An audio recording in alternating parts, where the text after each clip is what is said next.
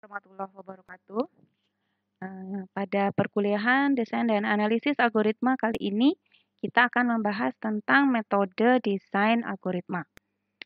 Jadi, di beberapa pertemuan sebelumnya kita sudah melakukan analisis terhadap sejumlah algoritma ya yang sifatnya baik non-rekursif maupun juga rekursif, lebih fokus ke arah analisisnya. Nah, mulai pertemuan minggu ini kita akan lihat teknik desain, metode desain, pendekatan apa saja yang bisa kita gunakan ketika kita akan mendesain algoritma. Jadi ke aspek desainnya sekarang.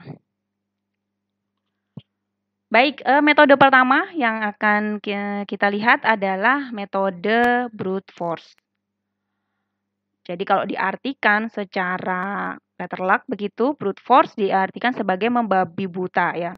Semacam kalau ibaratnya Anda dibekali senapan, kemudian matanya ditutup, kemudian Anda dibilang ada musuh di depan Anda, maka Anda akan menembakkan senapan tersebut ke segala arah tentunya gitu ya, tidak tahu harus ditujukan kemana.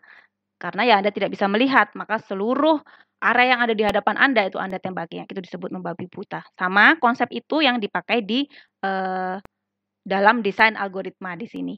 Jadi artinya di sini kita menyelesaikan masalah secara langsung ya kalau kita bawa ke konsep desain algoritma langsung berdasarkan pernyataan permasalahan dan definisi. Artinya di sini ya ibaratnya ini adalah solusi yang termudah yang paling pertama kita pikirkan, mungkin dibilang solusi bodohnya begitu kalau dihadapkan kepada sebuah masalah ya. Ya paling gampang seperti itu, mungkin nggak harus mikir juga, pasti akan dilakukan seperti itu, gitu. Seperti apa metode brute force di dalam desain algoritma? Jadi di sini konsep membabi buta atau brute force merujuk pada strategi yang dilakukan komputer yang tidak memiliki tingkat intelijensia. Ya ibaratnya kalau kita melakukan sesuatu secara membabi buta artinya kita tidak memikirkan strategi bagaimana caranya yang lebih tepat, yang lebih efektif untuk bisa menyelesaikan permasalahan. Yang penting masalahnya selesai begitu. Paling mudah ya, karena itu paling sederhana, paling langsung terpikirkan, paling mudah biasanya.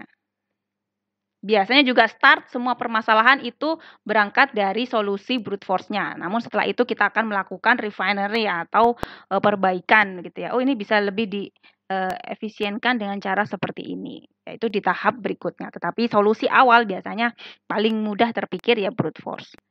Contoh, strategi untuk membuka kunci kombinasi angka. Katakanlah Anda punya koper yang ada kuncinya ya, digit 3 digit misalkan, lalu kemudian sudah Anda set kuncinya, tetapi lalu lupa berapa ya kombinasi kodenya, ya Anda tidak pernah mencatat di manapun ya, tidak ada strategi apapun yang bisa Anda pikirkan, ya sudah paling gampang saya coba saja semua satu-satu kombinasinya, ya. Mulai dari 000 sampai 999 ya kan angka maksimum yang bisa terjadi ya, 000, 001, 002 dan seterusnya.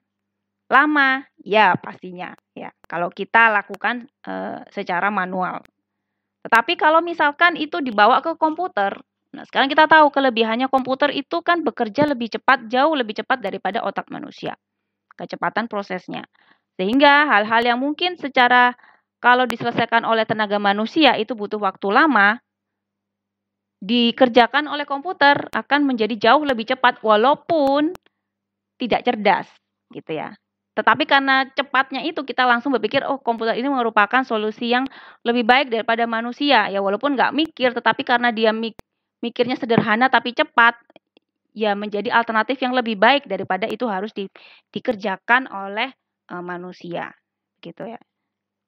Jadi walaupun tanpa strategi pun bisa ketemu, gitu ya. Nah itu pun juga sudah banyak ya perangkat-perangkat yang dapat melakukan percobaan brute force ya, mencoba sekian ribu kombinasi begitu ya, apalagi sekarang dengan kecepatan prosesor yang luar biasa, mungkin nanti bisa dibuat paralel dan sebagainya ya, paralel algorithm. Jadi walaupun strateginya sederhana brute force, tetapi kalau dilakukan dengan cepat ya ketemu solusinya juga cepat. Toh itu yang dipentingkan sekarang, misalkan mendapatkan solusi dalam waktu yang cepat. Jadi walaupun bodoh strateginya, tapi kalau itu bisa didapat dalam waktu yang singkat, kenapa tidak? Nah, itu yang mendasari algoritma-algoritma brute force itu masih tetap ada sampai sekarang ya, tidak bisa betul-betul ditinggalkan karena kecepatan komputer. Nah, ini satu contoh mesin yang atau algoritma ya, mesin yang dapat memecahkan atau mengcrack algoritma DES, Data Encryption Standard. Ini algoritma yang dulu sempat populer di tahun 60-an 70-an mungkin ya, yang dianggap mampu mengenkripsi data secara aman begitu, tidak bisa dipecahkan oleh manusia, tetapi dengan diotomatis menjadi motherboard seperti ini, sirkuit dengan sekian banyak chip ya yang disebut deep crack yang dapat menghasilkan atau memecahkan kode dari data encryption standard. Jadi sekarang pengamanan dengan metode DES itu sudah tidak digunakan lagi karena sudah tidak aman ya, sudah ada mesin yang berhasil mengcrack atau memecahkan pengamanan dari algoritma tersebut dengan strategi brute force. Baik, kita sekarang lihat beberapa contoh algoritma yang didesain dengan metode brute force. Kembali lagi kita akan melihat sebagian algoritma-algoritma yang sudah kita bahas sebelumnya, yang sebelumnya mungkin kita lihat dari sisi pandang analisisnya. Nah, sekarang kita lihat dari sudut pandang tekniknya, teknik desainnya. Yang pertama adalah selection sort, termasuk algoritma sorting. Oke, kalau misalkan sekarang saya berikan pertanyaan, ketika Anda diminta untuk mengurutkan sekumpulan angka, gitu ya. Sekumpulan angka, strategi apa yang paling pertama kali terpikirkan ya? Bagaimana cara Anda mengurutkan angka tersebut? Katakanlah misalkan ada 2, 7, 5, 1, 3.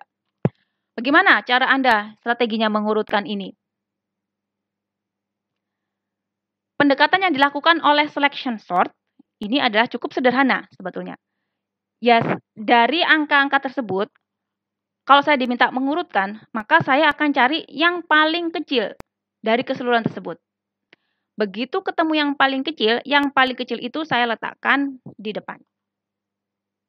Oke, dari sini misalkan saya taruh, cari yang paling kecil. Mana yang paling kecil di sini? 1. Oke, 1 saya taruh di depan. Setelah itu langkahnya ya ulangi lagi. Saya cari yang paling kecil lagi berikutnya setelah 1. Apa? 2. Saya letakkan lagi di sebelah 1. Lalu cari lagi yang paling kecil ketiga. Kebetulan angkanya juga 3.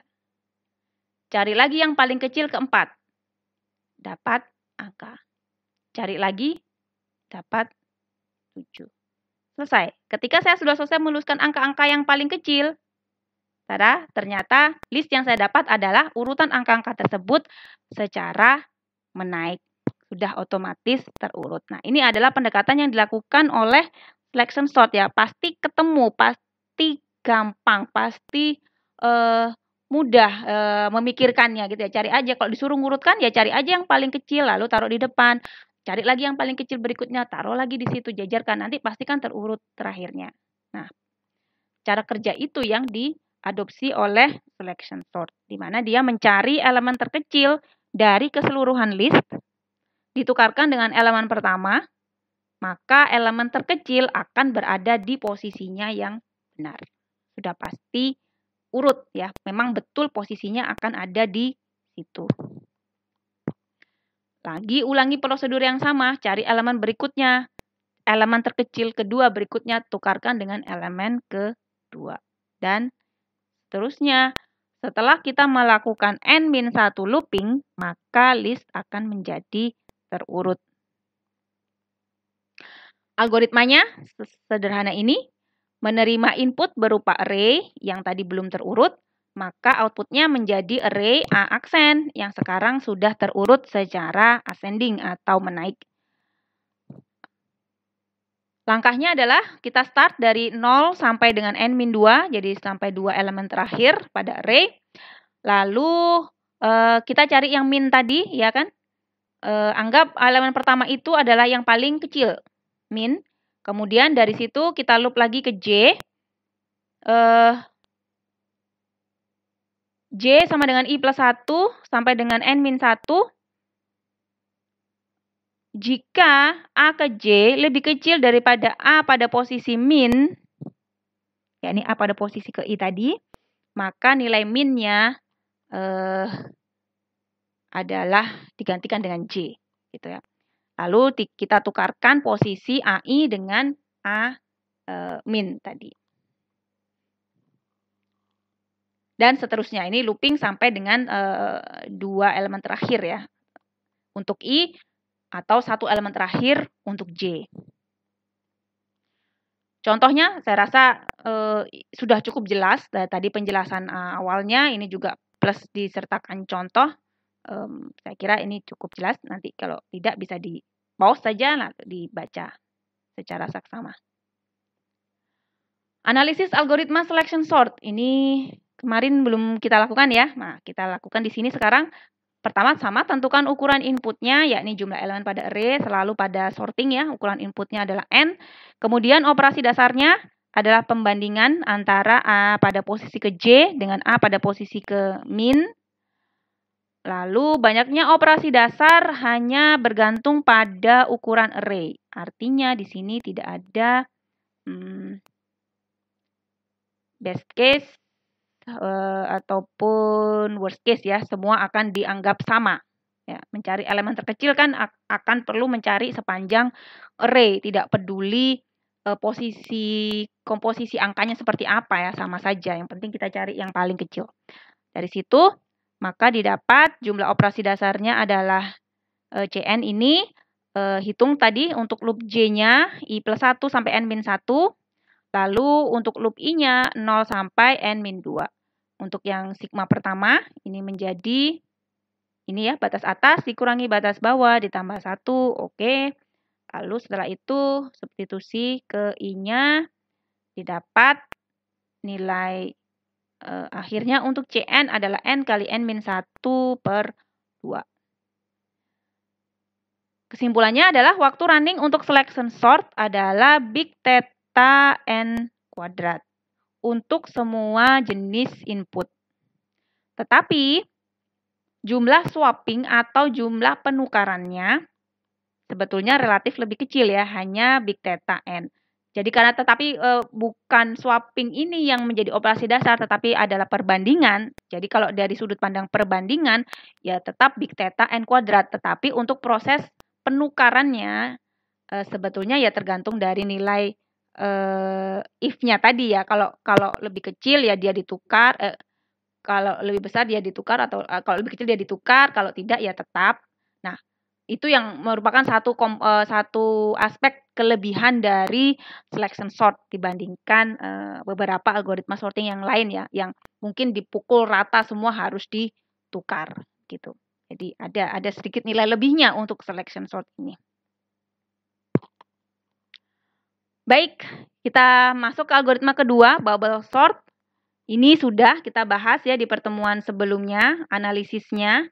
Jadi hanya kita ulangi saja, penegaskan saja bahwa bubble sort ini pun juga termasuk metode desain algoritma yang brute force, karena cara berpikirnya cukup sederhana.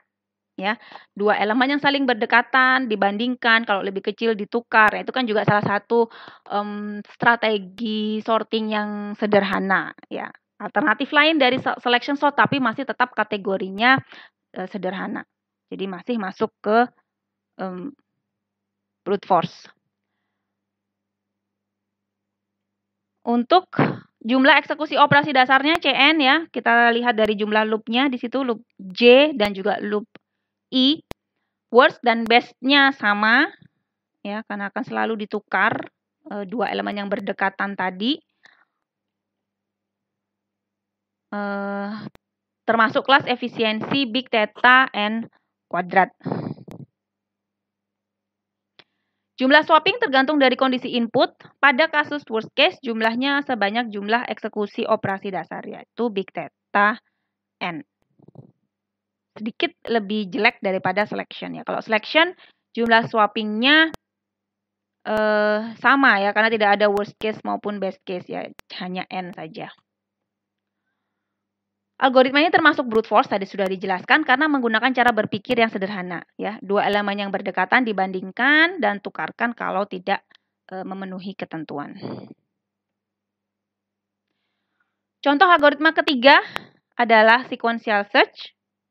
Ini juga sudah kita bahas di pertemuan sebelumnya. Ya. Analisisnya juga sudah kita lakukan. Kalau masih ingat, banyaknya operasi perbandingan yang dilakukan adalah N pada kasus worst case ya, ketika kita mau mencari sebuah key dari sekumpulan data, maka kita perlu membandingkan dengan keseluruhan data kalau itu elemennya ada di posisi terakhir atau bahkan tidak ada di dalam array. Sedangkan untuk yang kasus best case, kita hanya cukup membandingkan satu kali saja, ya ini pada posisi pertama. Kalau di situ langsung cocok yang kita cari, berarti ya hanya satu kali perbandingan. Best-nya adalah 1. Lalu average-nya, kemarin juga sudah kita hitung ya dengan konsep probabilitas, adalah n plus 1 per 2. Algoritma ini termasuk brute force, sekali lagi, karena kita dari sudut pandang teknik desainnya. Karena cara pemikiran yang seperti ini itu sederhana ya. Kalau kita diminta untuk mencari sesuatu, ya cari saja dari posisi depan. Sudah nggak akan ada perlu mikir yang susah-susah ya, mau dibagi 2, diurutkan dulu, ribet ya. Cari aja sudah satu-satu dari posisi depan. Berarti cara berpikir yang seperti itu adalah termasuk brute force. Mencari item dari posisi pertama sampai ketemu atau sampai posisi terakhir dan akhirnya pada kesimpulan yang dicari tidak ada. Baik, sudah masuk ke contoh algoritma yang keempat. Ini adalah algoritma untuk pencocokan string matching dengan teknik brute force. Jadi ada nanti string matching juga dengan teknik yang sedikit lebih baik daripada brute force. Kalau dengan cara brute force, kita diminta untuk mencocokkan ya. Ada text sample misalkan, lalu kita punya pola yang mau kita cocokkan dengan text sample tadi, ya itu yang kita istilahkannya ya, ada text panjangnya n, lalu ada pola panjangnya m boleh lebih kecil atau juga bisa sama persis dengan teksnya, maka akan dicari substring dari teks yang cocok dengan pola tersebut. Jadi artinya kita mau mencari subbagian ini, pola ini, itu ada nggak sih di dalam teks itu? Dan kalau ada, itu start pada indeks keberapa? Nah, itu yang mau kita cari. Substring dari teks yang cocok dengan pola yang mau dicocokkan tadi. Mencari indeks dari karakter paling kiri dari substring yang cocok pada teks. Jadi ini contohnya teks T mulai dari posisi 0, I plus J, dan seterusnya. Lalu pola yang mau kita cocokkan, kita sandingkan gitu nanti satu persatu dengan teks yang ada. Langkah algoritmanya, ya sekali lagi karena pendekatannya brute force, simple saja mikirnya, nggak usah susah-susah. Jejerkan saja string pola yang mau kita cari dengan karakter pada teksnya. Dan mulai cocokkan dari posisi pertama sampai posisi terakhir pada pola. Sampai kapan? Sampai semua M karakter pada pola itu cocok dengan teks. Artinya kita sudah ketemu full match, gitu ya, yang cocok persis dengan polanya. Maka algoritma akan berhenti atau ada pasangan yang tidak cocok ya. Mungkin dari 3 huruf yang mau kita cari polanya, huruf pertama cocok, huruf kedua cocok, huruf ketiga nggak cocok. Kalau ternyata 2 huruf sudah cocok dan huruf ketiga tidak cocok, kan berarti tetap tidak match. Maka kalau seperti itu, langkah berikutnya adalah geser. Kita menggeser pola satu posisi ke kanan. Kita start lagi dari awal untuk mencocokkan karakter. Ya, sederhana cara berpikirnya.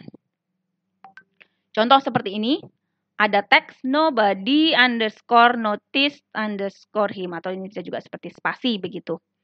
Lalu pola yang mau kita cari di dalam teks ini adalah kata substring not, gitu ya. Nah, langkahnya kita sejajarkan tadi polanya, ya kan? N, oke, cocok. Jadi mulai karakter pertama. N dengan N, cocok. O dengan O, cocok. T dengan B, ternyata tidak cocok. Kalau seperti ini, berarti kita perlu menggeser satu posisi lagi ke kanan, ya. N digeser. Not, jajarkan lagi di situ. N dengan O. Wah, ini dari awal saja sudah tidak cocok. Kalau tidak cocok, langsung geser lagi ke posisi berikutnya. N dengan B, nggak cocok juga. Geser lagi. N dengan O, masih belum cocok. N dengan D, nggak cocok. N dengan Y, nggak cocok. Kurang ya ini ya. Harusnya masih ada N dengan spasi ya. Atau mungkin dianggap tidak perlu diperiksa spasinya. Baru di sini N dengan N cocok, O dengan O cocok, T dengan T cocok. Nah, berarti tiga karakter pada pola sudah cocok semua, maka algoritma berhenti dan akan mengembalikan indeks dari huruf N yang di sini. Jadi start pada indeks ke situ, ini adalah yang cocok dengan pola. Secara definitif, algoritmanya untuk brute force string matching, ya tadi ya, menerima input berupa array sebanyak N karakter sebagai teksnya, dan P untuk polanya sebanyak M karakter. Outputnya adalah indeks karakter pertama pada teks yang cocok dengan substring pola. Kalau memang ada kecocokan. Atau kalau tidak ada kecocokan, menghasilkan atau mengembalikan nilai -1. Di sini algoritmanya mulai I sama dengan 0 sampai dengan N min M. Jadi sepanjang dari total karakter pada teks dikurangi dengan karakter pada pola, itu yang akan kita bandingkan karena kita hanya cukup mencari I-nya mulai dari indeks pertama ya. Start J dari 0 karena ini J akan digunakan untuk mereset posisi indeks dari polanya. While J kurang dari M dan P pada J, ya, ini pola, sama dengan T pada I plus J. Ya, ini yang kita bandingkan. Selama ini sama, lakukan, ya ini, digeser ke kanan. Ya. Kita mau membandingkan, kalau huruf pertamanya cocok, maksudnya ini, kalau huruf pertamanya dari pola sudah cocok, bandingkan huruf keduanya pola. Huruf kedua dari pola cocok, lanjutkan huruf ketiga. Huruf keempat, dan seterusnya. Sampai ternyata nanti ketemu tidak cocok, ya berarti akan keluar dari loop while. Begitu. Baru nanti geser lagi I-nya ke kanan, J-nya reset lagi dari 0. Begitu. Kalau J sudah sama dengan M, maka ya langsung return posisinya. Berarti artinya ini ketika outputnya true semuanya ya, ketemu kecocokan pada string text dan akan mereturn posisi dari I tadi. Atau kalau memang tidak cocok sampai akhir, ya mereturn -1. Worst case-nya, algoritma harus membandingkan seluruh M karakter. Ya, tadi kebetulan contohnya cuma ada 3 ya. Kita akan membandingkan N, O, dan T sampai ke T. Kalau ternyata nanti M-nya itu ada 100, ke 99 yang pertama cocok. Begitu yang ke 100 nggak cocok, ya tetap batal cocoknya, begitu kan, tidak full match. Ya tetap batal, terus kita harus geser lagi ke sebelahnya lagi, dan seterusnya. Ketika karakter ke M tidak cocok dengan teks, maka algoritma akan menggeser pola, itu tadi, mengulangi prosedur yang sama. Di sini worst case termasuk pada kelas efisiensi big theta N dikali M. Jadi ukurannya ya sepanjang, karena tadi harus kita bandingkan sudah sepanjang M ternyata nggak cocok, geser lagi, bandingkan lagi ternyata sepanjang itu tidak cocok dan seterusnya. Maka kan ukuran inputnya kan jadi nambah ya, dari jumlah teksnya N ditambah dengan jumlah polanya M. Average case pada teks yang normal, ya kalau tadi kan worst case ya, pesimisnya begitu. Tetapi kalau untuk teks yang normal, jumlah perbandingannya tidak akan sebanyak worst case, sebetulnya masih bisa masuk ke kelas efisiensi linier. Jadi tidak sampai harus dikalikan, tetapi cukup dijumlahkan. Gitu ya. Jadi big theta n plus m. Atau bisa kita anggap sama dengan big theta n ya, karena tadi kan m bisa lebih kecil atau sama dengan n. Oke, ini untuk latihan, tetapi silakan boleh dikerjakan untuk pengayaan materi untuk mencoba menjalankan tadi algoritma untuk string matching ya. Dicoba untuk mencari jumlah perbandingan karakter yang dibutuhkan di sini. Betulkah sesuai dengan n kali m tadi atau n plus m tadi. Baik, untuk pertemuan kali ini kita cukupkan sekian. Terima kasih. Wassalamualaikum warahmatullahi wabarakatuh.